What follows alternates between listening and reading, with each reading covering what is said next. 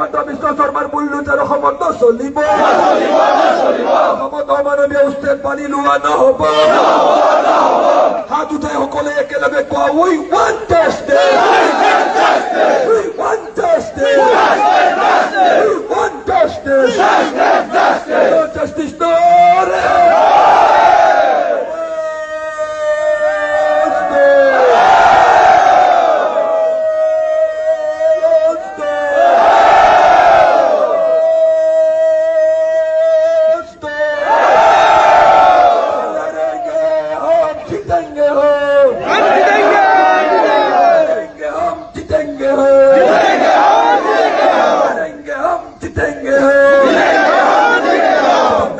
विश्व शर्मा का बुलडोजर नहीं चलेगा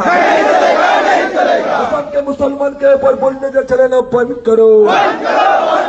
असम का मुसलमान नागरिक को फॉरेनर बोल के डिटेंशन सेंटर में बंद करो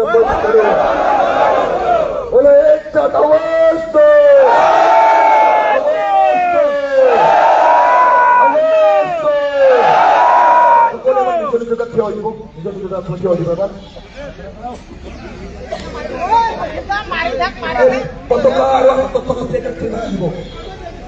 Evian Tulane,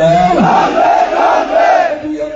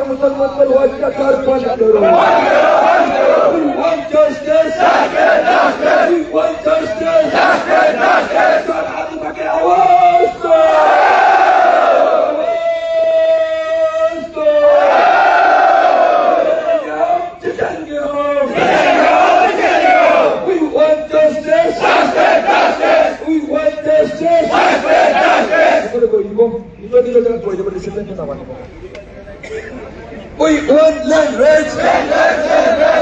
We want land rights. No solution, no race. No solution, no race. No solution, no race. No solution, no race. I don't like it again. We want justice. We want justice. Somebody motor ke naam par Musliman par ho अत्याचार बंद करो. No solution, no race. No solution, no race. ধন্যবাদ জানাইছো সভাপতি ডাঙৰীয়াৰে এতিয়া ইতিমধ্যে কথাখিনি সভাপতি ডাঙৰীয়াই সম্পূৰ্ণ ক্লিয়াৰভাৱে কৈছে আৰু মই সকলোকে আহ্বান জনাইছো কিছুমান সতীৰ্থৰ পিছফালৰ পৰা স্লোগানখিনি মানে আগবঢ়া নাই আৰু সকলোকে স্লোগানখিনি আগবঢ়াৰ কাৰণে আহ্বান জনাইছো কাৰণ বাৰে বাৰে এটা কথাই আমি কৈছো ইয়াতে আমি আজি যিখিনি কাৰ্যসূচী ইয়াতে আমি পালন কৰিছো এই কাৰ্যসূচীখিনি প্ৰতি গোটেই অসম গোটেই বিদেশী ৰাইজে কিন্তু বিশেষকৈ ধৰ্মীয় সংখ্যালঘু ৰাইজে কিন্তু আমাৰ ওপৰত বাৰ্চাই আছে আৰু ইয়াৰ পৰা এনেকুৱা এটা সংগ্ৰাম যাব লাগে কাৰণ বিদেশী অঞ্চলত বাৰে বাৰে যে গোটেই অসমত যে আজি হ'ব খাই একপক্ষভাৱে তেখেতে ধৰ্মীয় সংখ্যালঘু মানুহখিনিক যে সংবিধানৰ অজুহাত দেখাই তেখেতসকলে যে আজি অসমৰ মুখ্যমন্ত্ৰী হিমন্ত বিশ্ব শৰ্মা ডাঙৰীয়াই তেখেতে যে সংবিধান অসমত ধ্বংস কৰিব বিচাৰিছে ইয়াৰ পৰা আমি আজি এভিএমচিয়ে ভাৰতবৰ্ষৰ প্ৰধানমন্ত্ৰীক আমি এইখিনি কথা ইয়াতে আমি উত্থাপন কৰিম আৰু বিদেশী অঞ্চলত আপোনালোকে জানে বিদেশী অঞ্চলত এটাৰ পিছত এনেকৈ চুক্তি হ'ল কিন্তু চুক্তি হোৱাৰ পিছতো এই বিদেশী অঞ্চলত যিখিনি মানুহ আছে ধৰ্মীয় অঞ্চলৰ মানুহখিনিক একেবাৰে এটাৰ পিছত এটা চুক্তি কৰিছে এই মানুহখিনিক এটা বন্দীৰ মাজত তেখেতসকলে ঠেলি দিব বিচাৰিছে এটা অঞ্চলতে বাৰে বাৰে চুক্তিৰ জৰিয়তে কেতিয়াবা ট্ৰাইবেল বেৰবিলাকৰ জৰিয়তে কেতিয়াবা 6 শিডিউলৰ জৰিয়তে এই মানুহখিনিক ধৰ্মীয় সংখ্যালঘু মানুহখিনিক একেবাৰে যি নিঃশেষ কৰা ষড়যন্ত্ৰ কৰিছে এই ষড়যন্ত্ৰৰ বিৰুদ্ধে কিন্তু ইয়াৰ পৰা আমি এটা আৱাজ দিব লাগিব কাৰণ আপোনালোকে জানে বিটিচি অঞ্চলখন 2003 চনত 10 ফেব্ৰুৱাৰী যেতিয়া বিটিচি চুক্তি হৈছিল তেতিয়া এই অঞ্চলখনত মানে শিখ চেতল হিচাপে তেখেতসকলে এই অঞ্চলত তেখেতসকলে চুক্তি কৰিছিল